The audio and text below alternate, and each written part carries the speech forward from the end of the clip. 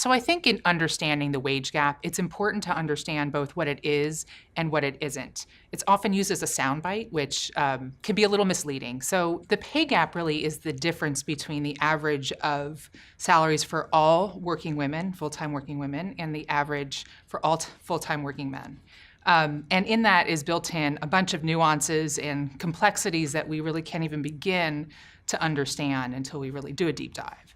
One important thing to mention is that the pay gap isn't really a proxy for bias. So a lot of studies have been done to understand why the pay gap exists. And obviously there's factors that, such as decisions about occupation, women going into STEM fields, for example. There's fewer women in STEM professions than men, women who decide to be nurses versus doctors, those kinds of things. The macro decisions that women make, or staying home with their kids, for example.